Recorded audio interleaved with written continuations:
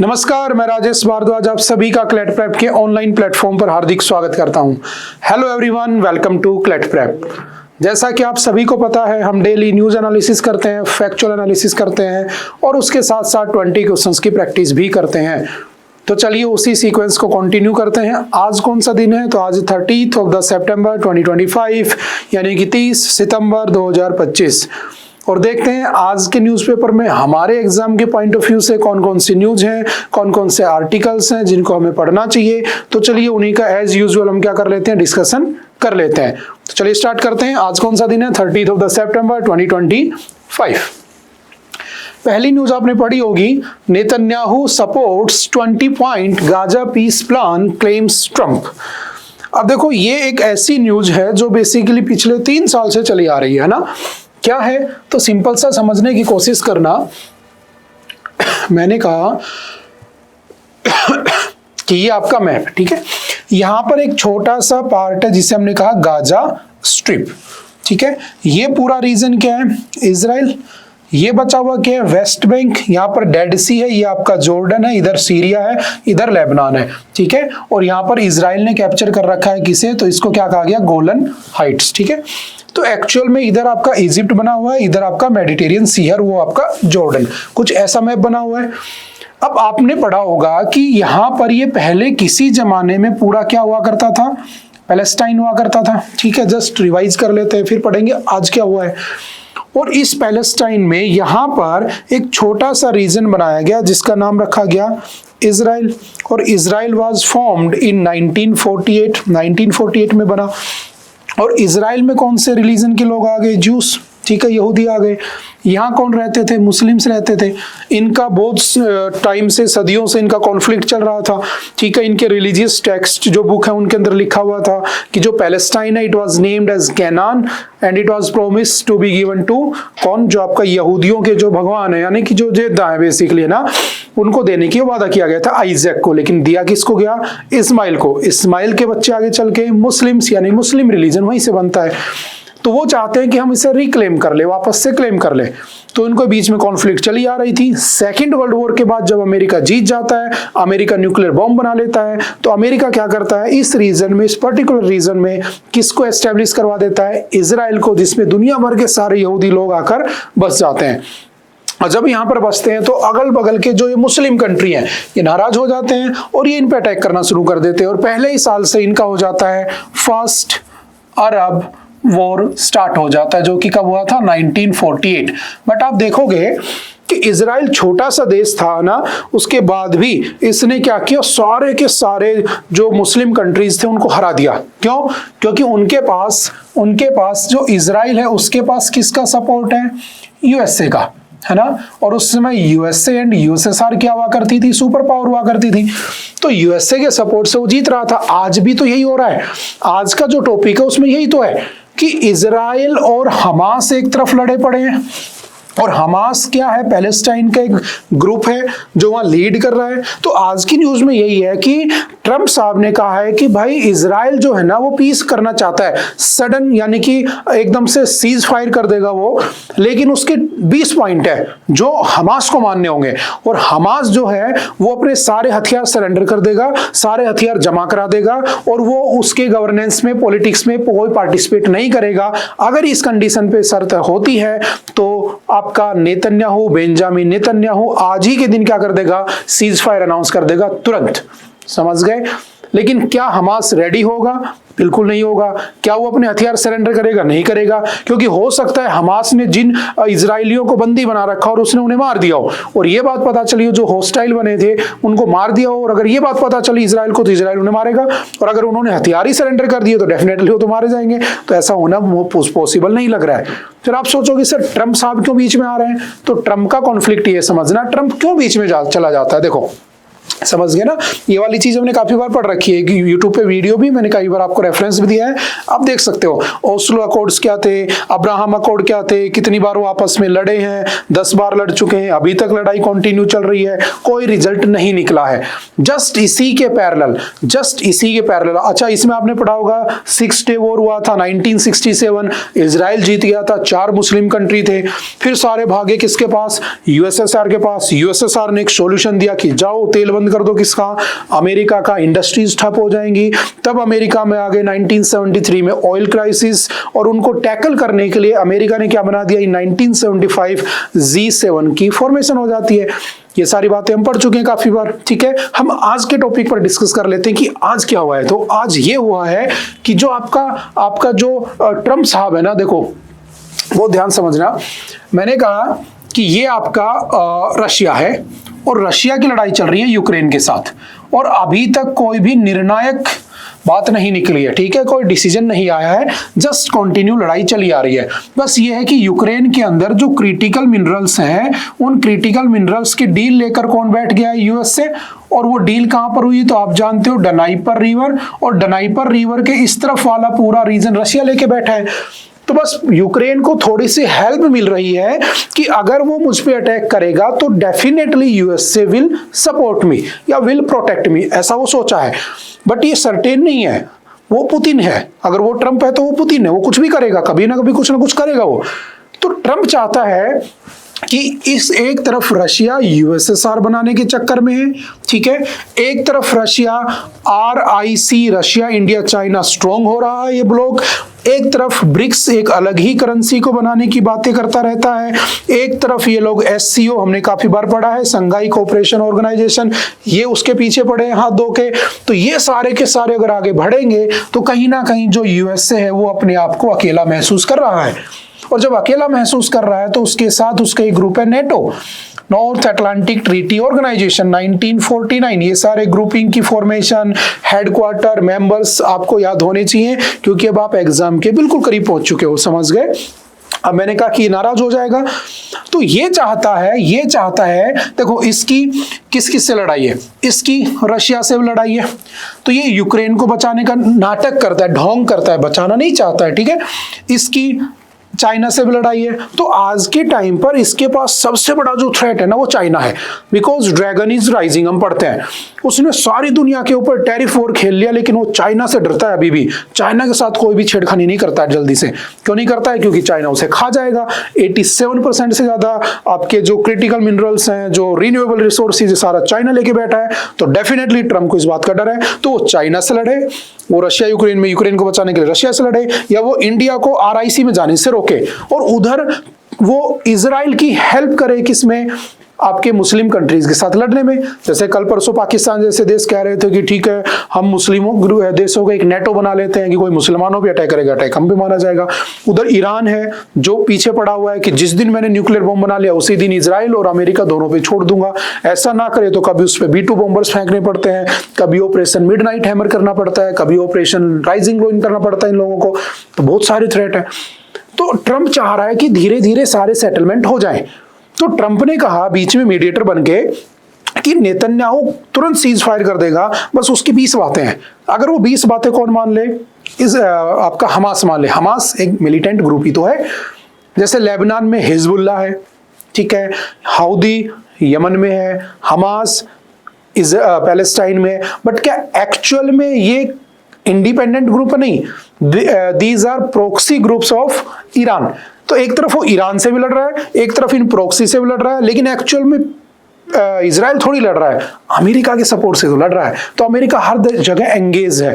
तो अमेरिका चाहता है कि मेरा मेन थ्रेट चाइना है, फिर मेरा दूसरा थ्रेट है कि कहीं RIC ना बन जाए, फिर मेरा तीसरा थ्रेट है कि कहीं ब्रिक्स ना बन जाए, फिर मेरा चौथा थ्रेट है कि कहीं SCO ज्यादा आगे ना चला जाए। तो उसके पहले क्या करूं, मैं मिडल ईस्ट को कंट्रोल करना शुरू कर दूं। बस उसी पॉलिसी का पार्ट है कि इन लोगों ने कहा कि हम क्या करते हैं डील कर लेते हैं। The deal would demand Hamas militants fully disarm and be excluded from future, ठीक है, फ्रॉम द गवर्नमेंट। कभी वो गवर्नमेंट नहीं बनाएंगे।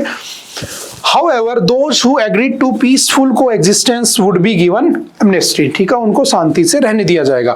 Following Israeli withdrawal, the borders would be open to aid and investment, है ना, दूसरे जो लोग मदद करना चाहते हैं वो आए और वहां पर मदद करें। तो जस्ट एक प्रोपेगेंडा भी हो सकता है, जस्ट एक डील भी हो सकती है। जो भी होगा हम पढ़ लेंगे।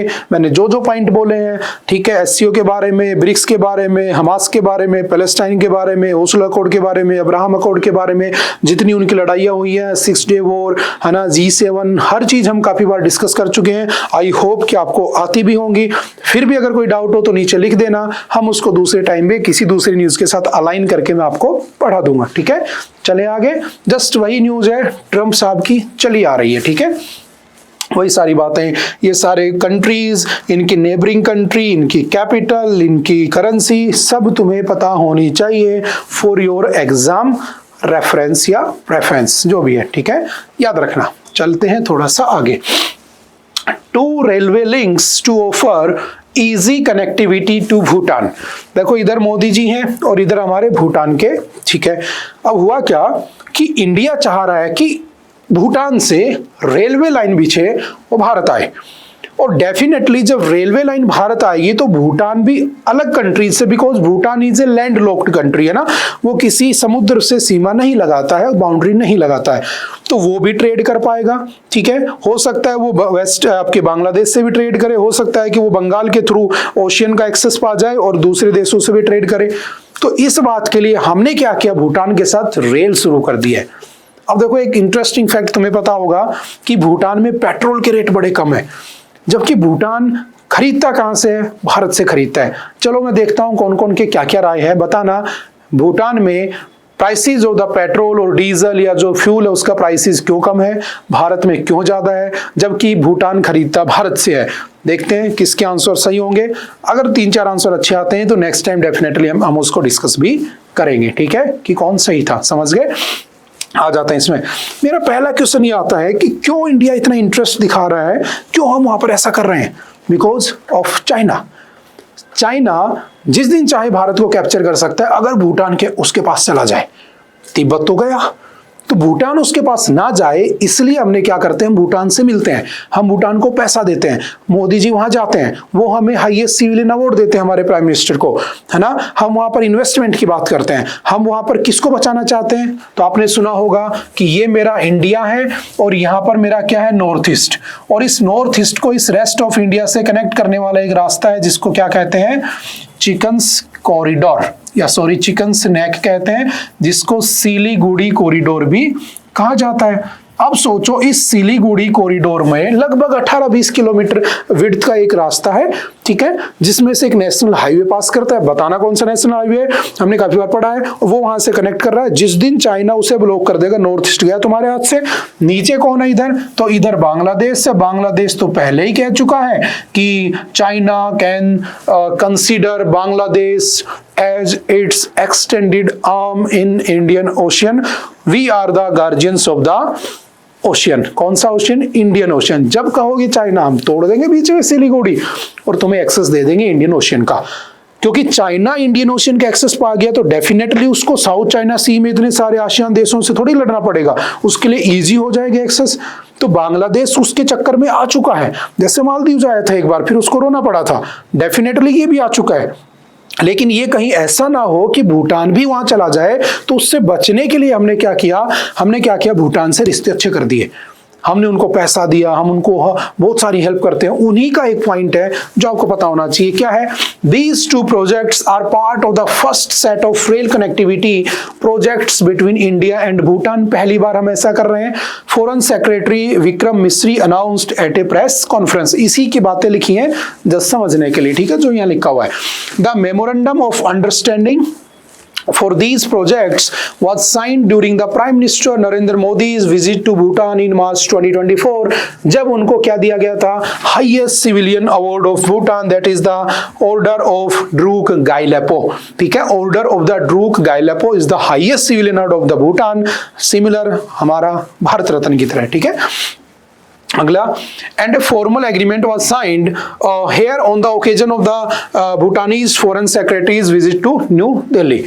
Most of the exim trade of the Bhutan is through Indian ports. याद रखना, भारत भूटान का सबसे बड़ा क्या है, ट्रेड पार्टनर है। हम सबसे ज्यादा, या भूटान सबसे ज्यादा ट्रेड किसके साथ करता है, हमारे साथ करता है। तो हम उसके अंदर क्या कर रहे हैं, रेलवे लाइन बिछा रहे हैं। ठीक है, और इससे लगभग जो भूटान है उसको क्या मिल जाएगा, the minister said the 2 rail links would provide Bhutan access to 1,50,000 kilometre of the Indian railways network, while the Kokraz Galepu rail link would be developed over the next 4 years. The Baranhat Samatsya line would be constructed over a period of 3 years. तो 2 बनाई जाएंगी, कौन कौन सी, तो वही एक आपका कोकराझार गेलेपू, नाम याद रखना एग्जाम के पॉइंट ऑफ व्यू से, फैक्चुअल डाटा के पॉइंट ऑफ व्यू से। ठीक है, और दूसरा आपका 3 साल के पीरियड में बना लिया जाएगा। The railway lines would be designed for the running Vande Bharat train. Vande Bharat train चलेंगी वहां पे, और कुछ नहीं। ठीक है, जस्ट फैक्चुअल डाटा है। This will provide a lot of economic benefits to the people in terms of tourism, industrial growth, people to people movement, ना वही सब बातें, और ये सब होगा। The government of India has pledged 7,10,000 crore in development assistance to Bhutan for its 13th 5-year plan running from 2024 to 2029। ठीक है, तो लगभग उससे ये 7 नहीं है, इसमें 10,000 करोड़ रुपए का प्रोजेक्ट वहां पे दिया गया था। लास्ट में मोदी जी अनाउंस करके आए थे। बांग्लादेश बॉर्डर में जो धुबरी है, Dhubri to Sadiya stretch of Brahmaputra river in Assam was declared NW under the national water act 1988। याद रखना, हम उसको वाटरवेज का भी एक्सेस दे रहे हैं। क्या होते हैं इनलैंड वाटरवेज, तो याद रखना नदियों के अंदर टूरिज्म या ट्रेड को प्रमोट करने के लिए इनलैंड वाटरवेज बने होते हैं। जैसे मेरे यहाँ से मान लो गंगा नदी जा रही है, मैं इसमें बैठा, मैंने कंटेनर रखे, मैं लेकर गया, यही गंगा नदी घूमते घूमते जा रही है मान लो कोटपुतली होते हुए, तो मैंने कोटपुतली के अंदर सामान को अनलोड किया, वापस से सामान भरा, और मैं ऐसे नदी के थ्रू क्या कर रहा हूँ, ट्रेड कर रहा हूं। तो इसे हम इनलैंड वाटरवेज कहते हैं ना, जैसे ओशियंस में होता है। सबसे पहला कौन सा बना था, तो सबसे पहला बना था गंगा आपका इनलैंड वाटरवेज सिस्टम। ठीक है, अब बताना मुझे, अच्छा हमने पढ़ा था कुछ दिन पहले, मैं ही बता देता हूं, कोपली रिवर। कोपली रिवर अभी रिसेंटली ज्वाइन किया गया उसके अंदर, जिसमें इनलैंड वाटरवेज स्टार्ट किया गया। ठीक है, हमने पढ़ा भी था पिछले हैंडआउट के अंदर, आई थिंक अगस्त की न्यूज होगी, है ना। तो वही सब कर रहे हैं हम, उसको भी बांग्लादेश में इंप्रूव कर रहे हैं। ठीक है, ये आपका भूटान का मैप है, ये आपका भूटान है, ग्रेट हिमालयन रेंज। ठीक है, ठीक है, वो सब जस्ट स्ट्रक्चर बनी हुई। थिम्पू इज द कैपिटल, है ना, आप जानते ही हो। ठीक है, इधर आपका डोकलाम प्लेटू है, जहाँ पे हमारा चाइना के साथ डोकलाम इशू बना हुआ था। ठीक है, वो सब बातें हम जानते हैं। और यहाँ से कौन सा पास है, नाथुला पास। नाथुला पास से हम यहाँ पर एक्सेस कर पाते हैं। पास वो होता है जो पहाड़ों के बीच में 2 प्लेन एरियाज को कनेक्ट करता है, जैसे खारतुंगला जम्मू कश्मीर में है, जोजिला, बुर्जिला, ठीक है, माना, नीति, लिपुलेख। ठीक है, आपका ये हो गया कौन सा, जो कि यहाँ पर लिखा हुआ है कौन सा ये, और नाथुला, है ना, सिपकिला, है ना, बुर्जिला, बहुत सारे पासेस बने हुए हैं, हिमालयस में पाए जाते हैं।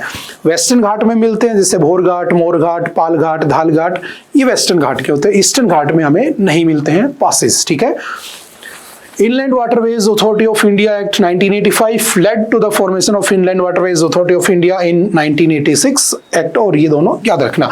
Inland Waterways Authority of India is an autonomous organization responsible for the development, maintenance and the regulations of NWs। तो हम वहाँ पर NWs भी बनाना चाहते हैं, लेकिन हम वहाँ नहीं बना सकते हैं, तो हम कहाँ बनाए हैं, हम बनाए हैं किसके अंदर, आपके बांग्लादेश के अंदर। तो वही सब बातें इसमें लिखी हुई है। ठीक है, सिंपल सा याद रखना।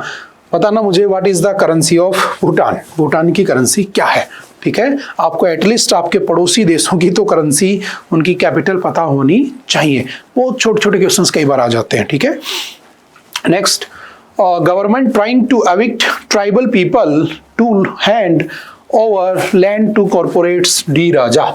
ठीक है, आपकी कम्युनिस्ट पार्टी ऑफ इंडिया के जनरल सेक्रेटरी का कहना है कि जो हमारी भारत सरकार है एक्चुअल में क्या कर रही है, जो जमीन है वो किसे दे रही है, बिजनेसमैन लोगों को दे रही है। ठीक है, और जो कौन सी जमीन दी जा रही है, ट्राइबल लैंड दी जा रही है। देखो एक ऐसा टॉपिक है जो बार बार आता रहता है। कुछ दिन पहले भी हमने पढ़ा था कि जो राधा स्वामी सत्संग व्यास था उसको इलीगल तरीके से फॉरेस्ट जमीन दे दी जाती है और वो वहाँ सत्संग बना लेते हैं, सत्संग हाउस जो भी है। तो एक्चुअल में कोई और भी तो जमीन दे सकते थे, वहाँ पेड़ काटे तुमने ना, डिफोरेस्टेशन किया, ट्राइबल लोगों को नुकसान किया, वाइल्ड लाइफ को नुकसान किया। सिमिलर यहाँ पर है, ठीक है। तो बस वही कॉन्सेप्ट है, किसकी बात हो रही है, ट्राइब्स की। और ट्राइब्स मैं बार बार कह रहा हूँ, अभी मोदी जी मणिपुर भी गए थे, तो मणिपुर का इशू 2 साल पुराना था, लेकिन डेफिनेटली मोदी जी जाके आ चुके हैं, सबसे मिल के आए हैं, हाथ मिला के भी आए हैं, सबसे प्यार से मिल के आए हैं।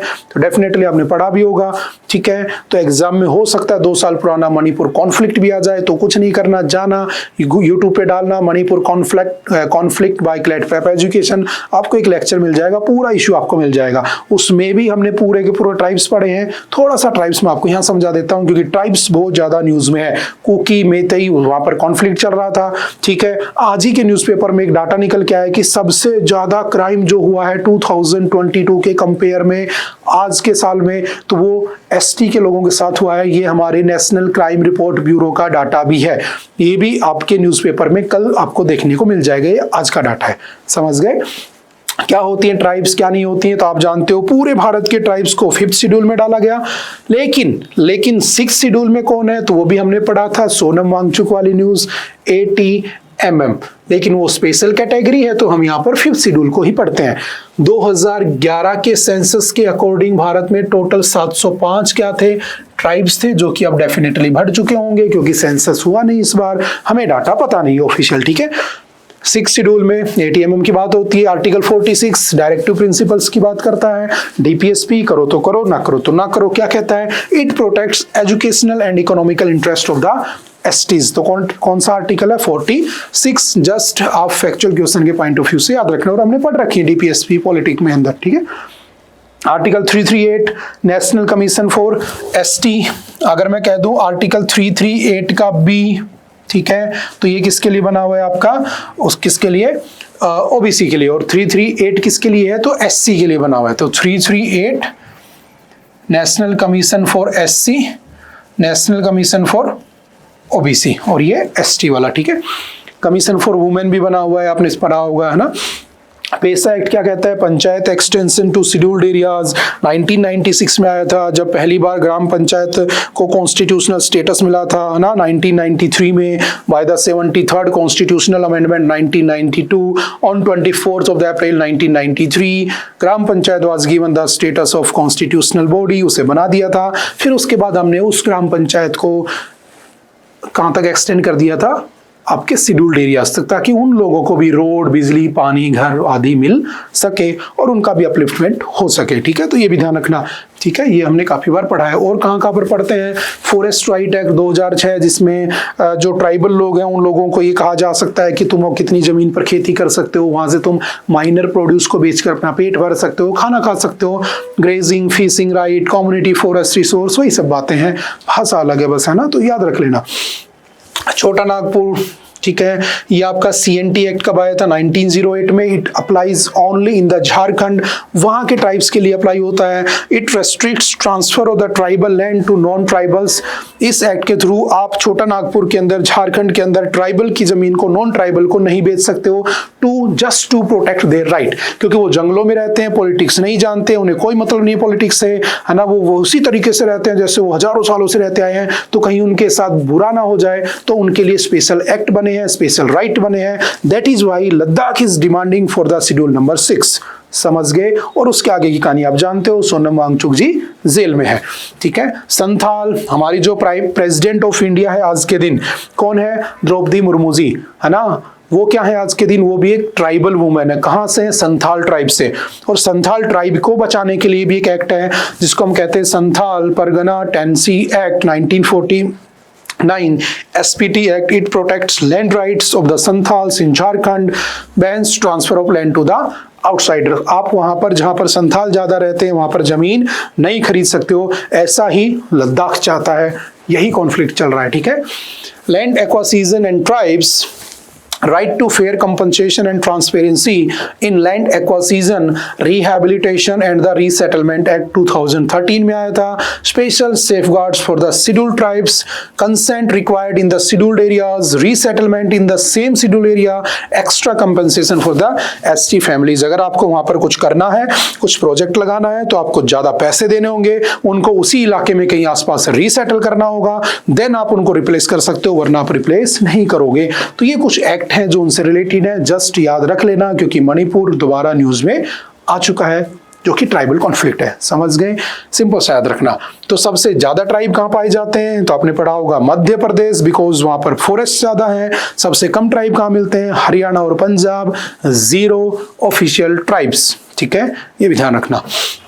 नेक्स्ट है bitter victory, India's attitude to playing sports with Pakistan makes no sense.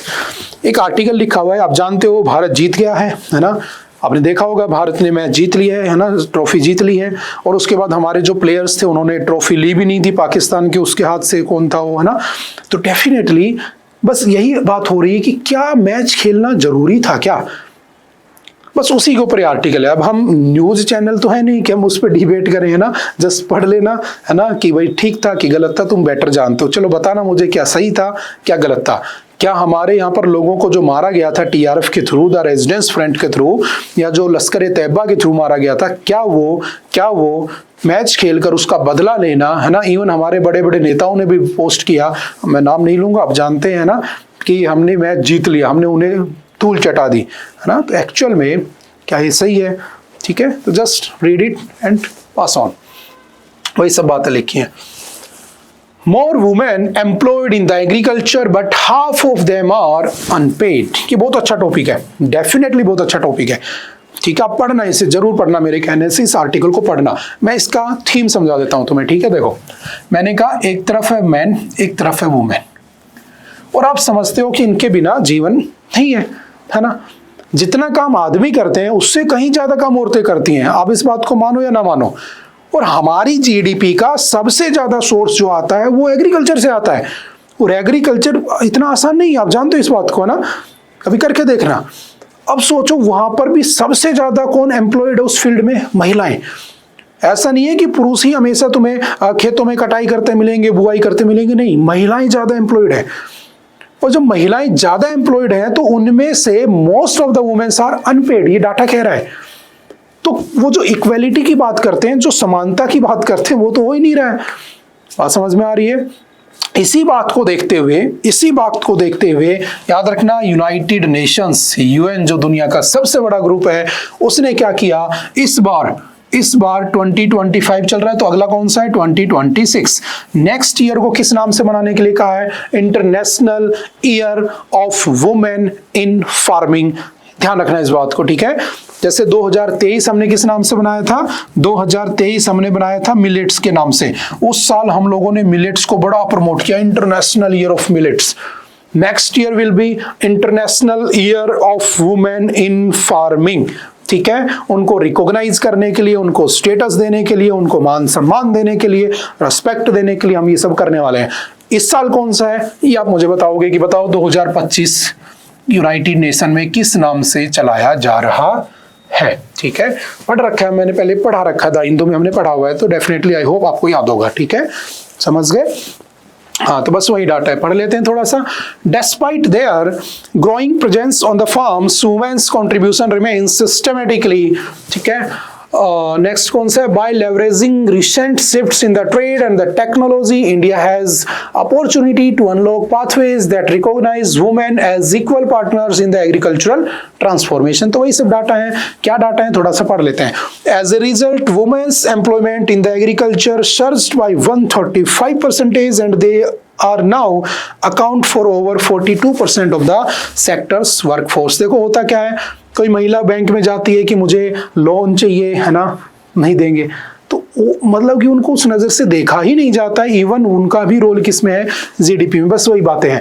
Nearly half of the women in the agriculture are unpaid family workers with their numbers jumping 2.5 times from 23.6 million to 59.1 million in just 8 years. As a result, today 1 in 3 working women in India is unpaid. In states such as Bihar, Uttar Pradesh, more than 80% of the women workers are in agriculture and over half of them receives no wages. कई बार होता है ना कि जब कटाई का time आता है, जब फसलों की कटाई का जैसे समय आएगा, तो जो पुअर स्टेट है ना, यूपी बिहार है ना, यहाँ से जो बहुत सारे माइग्रेंट आ जाते हैं और उनके साथ वुमेन भी होती है ना, ये सब तो देखा हुआ है हमने।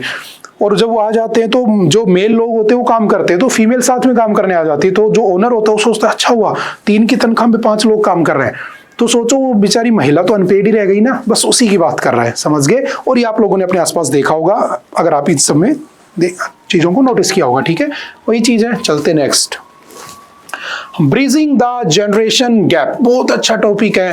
कह रहे हैं कि the phrase generation gap evokes images of an unbridgeable chasm, yet in India it has long been softened by the enduring ties of family and the tradition. At least 10% of the Indians are now above 60, ठीक है। A figure projected to rise to nearly 20% in 1 in 5 Indians by 2050, जो कि लगभग 20% हो जाएंगे। The implications go far beyond mere numbers. They touch upon questions of the identity, family construct, support system, and the lived experience of both young and the old. Over half of the elderly respondents, 54%, report negative feelings about aging, often rooted in a sense of invisibility. Technology, rather than serving as a bridge, frequently becomes another battleground. Children don't sit and talk anymore. They are always on their phones, is another sentiment frequently voiced by elders. While 78% of the youth assume elders lack interest in digital tools, 71% of the elders cite impatience and lack of support from the young in enabling them use digital tools as obstacles. तो देखो यही कह रहा है कि बूढ़ा आदमी जो है ना, वो अगर कुछ कहता है तो जवान आदमी को लगता है ये तो बेवकूफ है। वो उसे कहता है मोबाइल मत चलाया करो दिन भर, तो उसको लगता है बेवकूफ है। लेकिन जब 10 साल बाद उसे दिखना बंद हो जाएगा तब उसे याद आएगा कि नहीं दादाजी सही कहते थे। तो ये जो जनरेशन का गैप है ना, इसे कैसे कम किया जाए, क्योंकि एक्सपीरियंस जो उस बाबा के पास है, दादा के पास है, उसको अगर वो बच्चा नहीं समझेगा तो देन उनके पास होने का सेंस क्या हो गया। तो अगर हमें एक अच्छा भारत बनाना है, अगर हमें एक अच्छा डेवलप्ड नेशन बनाना है 2047 तक, तो हमें इस जनरेशन गैप को खत्म करना होगा, है ना। आपने पढ़ा होगा ना कि हर चीज गूगल पे नहीं मिलती है, कुछ चीजों के लिए तुम्हें अपने बूढ़े बुजुर्गों के पास बैठना चाहिए, डेफिनेटली बैठना चाहिए। लेकिन बच्चे मोबाइल में लगे रहते हैं ना, वो बात छोड़ो, क्लासरूम में लगे रहते हैं, वो टीचर को नहीं सुनते, बड़ों को कहाँ सुनेंगे, वो बात की बात है, ठीक है। चलो छोड़ो, है ना। तो जस्ट उसी पे एक आर्टिकल है, just read it and pass on. For the 47% of the elders who identify loneliness as their chief burden, family is both refuge and the anchor. वही सब बात है ना, और उनके बीच में फिर बातें नहीं हो पाती है। Loyalty and Ladakh, talks while keeping Wangchuk in jail will lack legitimacy. ये आर्टिकल हम पढ़ चुके हैं। क्या होता है शेड्यूल 6, सोनम वांगचुक के ऊपर FCRA foreign contribution regulating act, हमने उस दिन पढ़ा था, ठीक है। हमने AFSPA भी पढ़ा था, उसके साथ हमने NSA भी पढ़ा था, उसमें 12 मंथ तक आपको डिटेन किया जा सकता है, प्रिवेंटिव डिटेंशन भी पढ़ा था। हम लोगों ने आर्टिकल 22 भी डिस्कस किया था, उसके 1, 2, 3 भी पोर्शन डिस्कस किए थे। हर चीज हम उस दिन पढ़ चुके हैं, और वो न्यूज अभी चलती रहेगी जब तक वो जेल से बाहर नहीं आ जाते। कोई ना कोई उनके ऊपर आर्टिकल छापता रहेगा। तो यहाँ पर उन्होंने किसी ने कुछ छापा है और वो कह रहे हैं कि उनको जेल में रखना लॉयल्टी एंड लद्दाख। आपको पता है जब 2019 में जब आर्टिकल 370 हटी थी, उस समय जब जम्मू कश्मीर में से ये हटाया गया था और जम्मू कश्मीर और लद्दाख में तोड़ा गया था, तो सबसे ज्यादा खुश कौन थे पता है? लद्दाख के लोग खुश थे। They were very happy. Even Sonam Wangchuk जो था वो तो one of the biggest fan था किसका? नरेंद्र मोदी जी का। उसकी पुरानी वीडियोस देखोगे तारीफ करता मिलेगा तुम्हें। लेकिन उनको प्रॉमिस किया गया कि हम तुम्हें शेड्यूल नंबर 6 दे देंगे, हम तुम्हें स्टेटहुड दे देंगे, बट नहीं दिया गया। अब वहां पर अगर यूनियन टेरिटरी रहेगी तो सेंटर मनमर्जी से वहां पर क्या करेगा? माइनिंग या जो भी अपना प्रोजेक्ट लगाएंगे, तो डेफिनेटली उनका कल्चर खत्म होगा। अभी हमने पढ़ा था ट्राइबल लोग ज्यादा रहते हैं वहां पे, that is why they are opposing, ठीक है। और उनको उठाकर जेल में डाल दिया गया। तो टॉपिक का नाम ही देख लो, लॉयल्टी एंड लद्दाख। तो आप समझ चुके हो, हम इसको ऑलरेडी डिस्कस कर चुके हैं, तो हम थोड़ा सा आगे बढ़ जाते हैं, ठीक है। चलते हैं नेक्स्ट। अगर किसी ने नहीं देखा हो तो लास्ट वाला जो हमारा सेशन हुआ था, जस्ट वॉच इट, आपको सारे डाउट क्लियर हो जाएंगे। चलते हैं next. SSTC is more than A diplomatic phrase. What is SSTC? तो लास्ट टाइम हमने एक टॉपिक डिस्कस किया था, global south and global north. And global north was the group of developed Nations, यानी कि पैसे वाले देश थे। ग्लोबल साउथ के अंदर आपके सारे डेवलपिंग नेशन थे, यानी कि थोड़े गरीब देश थे जो बढ़ रहे हैं। तो ग्लोबल साउथ को एक साथ मिलकर ग्लोबल नॉर्थ को क्या करना चाहिए? काउंटर करना चाहिए। दैट इज वाई आपका ब्रिक्स ब्राजील में हो रहा है, वहां पर मीटिंग भी हो रही थी, हम इसको पढ़ चुके हैं। वहीं से सिमिलरली कॉन्सेप्ट निकल के आता है, that is SSTC। What is SSTC? तो नाम याद रखना, evolution of south south and triangular cooperation. क्या नाम है इसका? South south and triangular cooperation. और इसी के नाम पर recognized each year by the United Nations on September 12 as the UN day for south south and triangular cooperation. तो 12 सितंबर को आप क्या बनाते हो? आपका SSTC डे भी बनाते हो, ठीक है, जो कि UN इसे रिकॉग्नाइज करता है। यानी कि ग्लोबल नॉर्थ से लड़ने के लिए हम साउथ साउथ के जो गरीब देश है ना, देखो ऐसा होता है, मान लो कोई बहुत पैसे वाला आदमी है, आप उससे पूछो यार कैसे पैसा बनाए। एक ही है क्या, बहुत सारे पैसे वाले गरीब, कम पैसे वाले लोगों, गरीब लोगों, और आप ही आपस में बात कर रहे हो कि हम मिलकर कैसे पैसा बनाएं। बस इसी की बात हो रही है। हम नॉर्थ से बात नहीं करेंगे, हम आपस में मिलकर अपने आप को आगे बढ़ा लेंगे। ऐसे मान लो तुम किसी टॉपर से पूछते हो कि यार हम इस बार टॉप कैसे करें, कैसे क्लैट में या यार वन आ जाए, रादर देन तुम अपनी क्लास में, अपने आसपास के, अपने एनवायरनमेंट में जो बच्चे तुम्हारे साथ हैं उनसे पूछो कि हमारी कमियां क्या है, हम किस सब्जेक्ट में लैक करते हैं। क्या हमें जीके नहीं आता? तो हम मिले एक बार बात करें, समझे उस चीज़ को। क्या हमें मैथ नहीं आता? हम मिले एक बार बात करें। क्या हमें रीजनिंग नहीं आती? हम मिले बात करें और हम अपनी सारी कमियों को दूर कर दें और हम AIR 1 पे पहुंच जाएं, जो भी हम टॉप कर जाएं, पास हो जाएं। तो कौन सा अच्छा है? तो आई थिंक दूसरा वाला ऑप्शन ज़्यादा बेटर है, क्योंकि हर की स्ट्रेटजी अलग होती है, आप उसको फॉलो नहीं करोगे। लेकिन अगर आप अपनी ही स्ट्रेटजी को बेहतर कर लें, है ना, अच्छा बना लें, तो डेफिनेटली यू विल सक्सीड। बस इसी को इसमें इंप्लीमेंट कर दो। हम ग्लोबल साउथ वाले नॉर्थ वालों से बात ना करके हम ग्लोबल साउथ में क्या कर लें, बातें कर लें और हम अपने आप को आगे ले जाएं, साउथ नॉर्थ को पीछे छोड़ दें। बस दैट इज SSTC, और कुछ नहीं है। एक लाइन में आई थिंक समझ गए होंगे, ठीक है। Nowhere is this more evident than in the evolution of South-South and triangular cooperation recognized each, ये तो वही लाइन है ना, यहीं से basically. This date also marks the anniversary of the 1978 है ना Buenos Aires plans of action BAPA जो उस दिन बनाया गया था, which laid the foundation for the technical cooperation among the developing nations. India's development journey embodies the philosophy of Vasudhaiva Kutumbakam, and Vasudhaiva Kutumbakam का मतलब क्या होता है? The whole आपका जो वर्ल्ड इज आवर होम, यानी सब अपना घर है, तो पड़ोसी कोई नहीं है, पड़ोसी कोई नहीं है तो दुश्मनी नहीं होगा, तो मिलकर आगे बढ़ते हैं। वही सब बातें हैं, थ्योरेटिकल बातें हैं, बस याद रखना SSTC होता क्या है। थोड़ी सी और बातें देख लेते हैं इसमें। India launched the India UN development partnership fund, promoted its digital public infrastructure models such as आधार, आप जानते हो है ना, आधार को बढ़ाएंगे। UPI unified payment interface 2016 developed by NPCI national payment corporation of India that was formed in 2008। UPI आया 2016 में। बहुत सारे दूसरे देशों में भी चलता है, बताना मुझे कितने फॉरेन कंट्रीज में चलता है। आई थिंक 10-12 में तो चलता ही होगा, है ना, देखना कौन कौन से हैं। To strengthen collaboration through several plurilateral platforms, ठीक है। India's productive partnership with the World Food Programme WFP, a UN agency, is a shining example of a joint development of innovations and solutions that unlock public investment and scale best practices across India. The theme for UN Day for the South-South Cooperation 2025 is New Opportunities and Innovation through SST.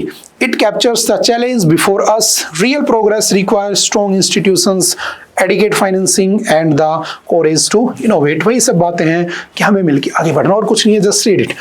It is observed, ठीक है, वही सब है। South south cooperation, ठीक है, global south address common development, the concept of cooperation among developing countries originated from the Afro Asian conference held in Bandung 1955। तो factual data याद रखना, 1955 से इसको स्टार्ट किया गया था।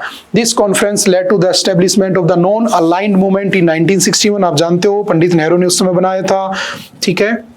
क्योंकि उस समय एक था यूएसए, एक था यूएसएसआर, और जो बाइपोलराइजेशन हो रखा था, जो लोग एक तरफ यूएसए की तरफ, एक तरफ यूएसएसआर की तरफ, हम कहीं नहीं जाना चाहते थे, तो हमने क्या किया, नॉन अलाइंड मूवमेंट बना लिया, ठीक है। And the creation of the G77 1964, है ना, यहाँ पर G77 भी बना होता, हमने लास्ट टाइम डिस्कस किया था। The G77 mainly promoted south south cooperation in the 1960s and 70s, और इंडिया चाहता है कि अभी दोबारा से इसको बढ़ाया जाए, इसको प्रमोट किया जाए। नेक्स्ट है an anti terror role that defies logic, ये बहुत अच्छा आर्टिकल है। It is a matter of record the 2008 Mumbai attacks, आप जानते हो 2019 का पुलवामा देख लो, आप पहलगाम देख लो 22 अप्रैल वाला, आप उसके बाद आपका पुलवामा हो गया, आपका मुंबई अटैक हो गया, कितने भी अटैक देख लो, आप एक चीज कॉमन पाओगे, टीआरएफ चलो ठीक है, लश्कर तैयबा का प्रॉक्सी ग्रुप है, कश्मीर टाइगर चलो ठीक है, जैसे मोहम्मद का ग्रुप है, ठीक है, मसूद अजहर, मौलाना मसूद अजहर, ये सब आपने पढ़ा हुआ है ना, काफी बार पढ़ चुके हैं हम, ठीक है। लेकिन आप एक चीज कॉमन पाओगे कि हर अटैक के अंदर किसने ओसामा बिन लादेन को शरण दे रखी थी जब उसने अमेरिका पे अटैक किया था, पाकिस्तान, और अमेरिका ने पाकिस्तान में घुसकर ही किसे मारा था, लादेन को मारा था। इसके बावजूद भी पाकिस्तान ने जब पहलगाम अटैक करवाया, पाकिस्तान के टेररिस्ट ग्रुप ने जब हमारे यहाँ पर पहलगाम अटैक कराया, उसके बाद भी पाकिस्तान को तुमने क्या कर दिया, जो टेरर ग्रुप है उसका क्या बना दिया, एंटी टेरर ग्रुप उसका हेड बना दिया। यानी कि तुमने बिल्ली को बैठा दिया है कि तुम इस दूध की रखवाली करो। ये तो सीन हो रहा है। आप देखोगे इंडिया ने इतने एफर्ट किए, इतने लोगों को भेजा विदेश में डेलीगेट्स बनाकर कि उसे आपका FATF, है ना, फाइनेंशियल एक्शन टास्क फोर्स, जो 1989 में बना था, उसके अंडर में ब्लैक लिस्ट या ग्रे लिस्ट में डाल दिया जाए, लेकिन किसी ने कुछ नहीं किया। दूसरी तरफ आप क्या कर रहे हो, पाकिस्तान को प्रमोट कर रहे हो। पाकिस्तान का वो कह रहा है कि हम सपोर्ट करते हैं कि तुम्हें डोनाल्ड ट्रम्प को क्या मिले, नोबेल पीस प्राइज मिले। तो क्या ये बात सही है, क्या नहीं है ना? फिर ऐसा क्यों हो रहा है कि दुनिया को सब पता है फिर भी दुनिया उसकी तरफ देखती नहीं है? क्यों हमें नजरअंदाज किया जा रहा है? बस उसी का डिस्कशन किया हुआ है। हर चीज में आपको पाकिस्तान मिलेगा। In June this year, in a decision that sparked disbelief, Pakistan was to lead two critical United Nations bodies, the Taliban Sanctions Committee of the United Nations Security Council and as the Vice Chair of the Counter-Terrorism Committee of the 15 Nation UN Body. तो ऐसा क्या है कि पाकिस्तान को ही ये बार बार उसका head बना देते हैं? अगर आपने देखा होगा 2025 में IMF, आपने देखा IMF एक होता है वर्ल्ड बैंक, एक क्या होता है आपका IMF। ये डेवलप्ड कंट्रीज को लोन देता है, ये डेवलपिंग कंट्रीज को लोन देता है।